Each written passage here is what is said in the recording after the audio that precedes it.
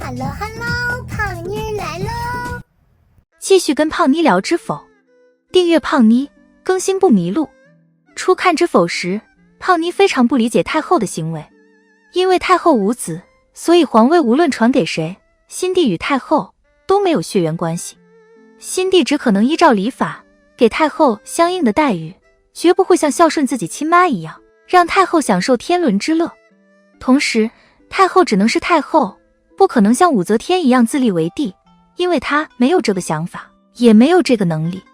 既然谁当皇帝都一样，新帝有抱负，有能力革除社会弊病，促进社会发展，该给太后的待遇也给了，更何况还救了太后一命。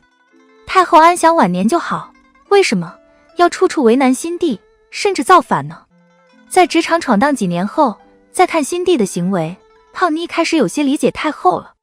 这不就是平庸的师傅遇上了出身低的徒弟，从互相看不起，想要换掉对方，到互相承认，相互成全的过程吗？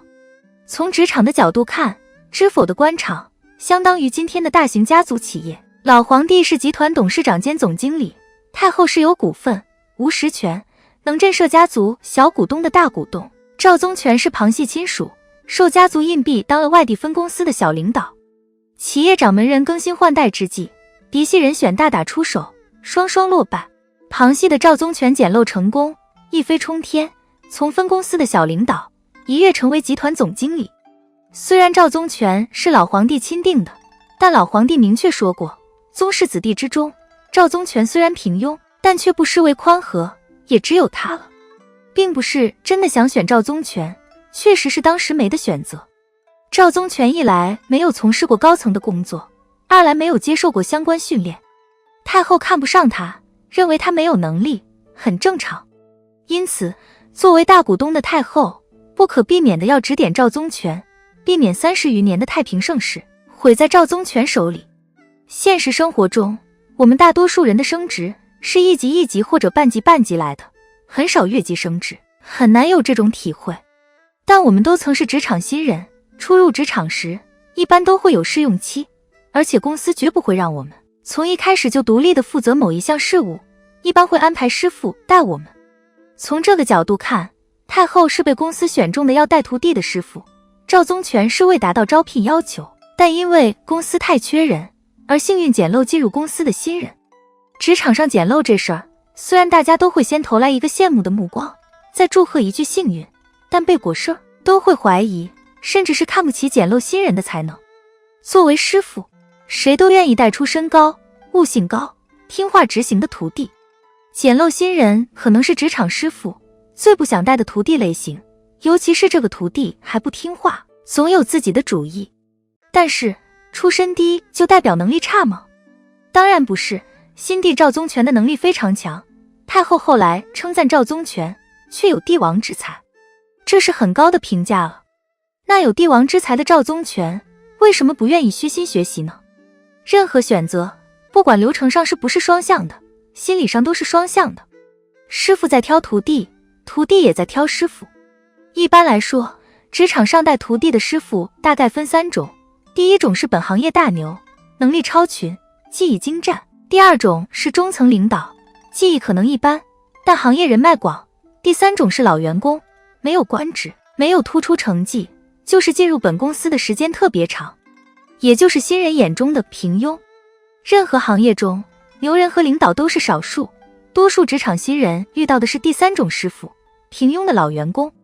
追求平淡生活的人觉得平庸的师傅不错，保持住一份能养家的工作的同时，还能享受生活。但初入职场时，多数新人还是想成就一番事业的。那么，新人就看不上平庸的师傅，认为既提升不了工作技能，又拓展不了人脉，心情郁闷，觉得学不到东西，又怎么会认真学习呢？赵宗全是一个有抱负的新人，他眼中的师傅只是后宫之主，不能干政，对前朝也就是一知半解的状态，除了要求自己遵循先帝旧例，也给不出什么建议了。所以不论宫内宫外，大事小事，赵宗全基本没有问过太后的意见，都是与臣下决定好了，直接执行。用到玉玺的时候，再顺便告诉太后一声。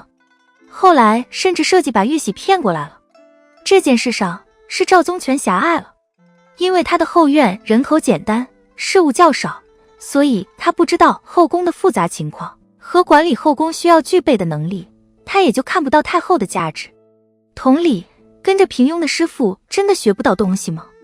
要知道，任何领导都想把自己管辖的公司发展得更好，没有人想让公司毁在自己手里。领导希望新人能尽快独当一面，好为公司创造更多效益。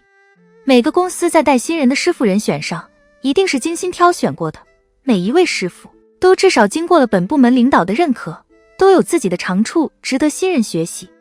平庸的老员工，这只是作为新人辈一叶障目了。如果真的什么成绩、什么能力都没有，公司就不可能继续养着这个员工，也不可能选他去带新人。相信公司的安排，相信领导的眼光，虚心学习才能有进步。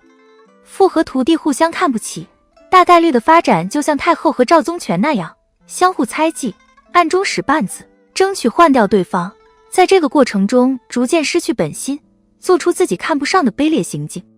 太后和赵宗全是幸运的，引发的战乱很快平息下去，既没有动摇大宋的江山，也没有损伤到自己。职场新人和师傅若是一直斗争下去，或许无碍于公司的大局，但一定会影响自己的职业生涯。精力都放在争斗上，事业怎么会发展得好呢？只是斗争一旦开始，若未分出个输赢，双方都很难收手。输赢好分，但圆满的结局很难。很多人能赢得了一时一世，但未必能赢得了一世世世。赵宗全与太后的斗争，随着战争的结束，才有了最终的结局。从短期结果上看，赵宗全获胜，彻底拿回了朝政大权，并铲除了部分不稳定因素。太后失败，不止重掌朝政的目的没有达到，还丧失了在皇宫的居住权。但从长远结果上看，二人是双赢。太后赢得了孙儿承欢膝下的晚年，赵宗全更是赢得了朝廷文武百官的心。若赵宗全给太后送了毒酒，即便没有再次的叛乱，也会被文人墨客们口诛笔伐。如此双赢的结果是怎样实现的呢？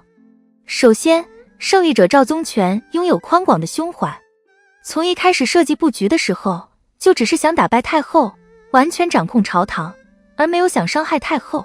到胜利时，赵宗全也遵从了初心，不仅没有任何不雅的行为，还与太后推心置腹，承认错误。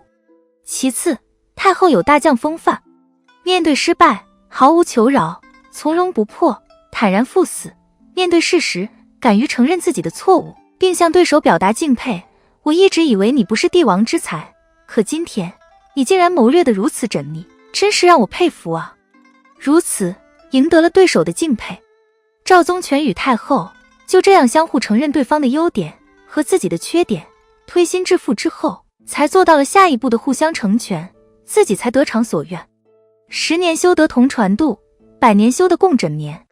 在茫茫人海中，不论是同船渡还是共枕眠，都是几率很低的事情。两个人能如此遇到，是莫大的缘分。职场上的师徒又何尝不是呢？不论我们处于哪个角色，此生又能体验几次呢？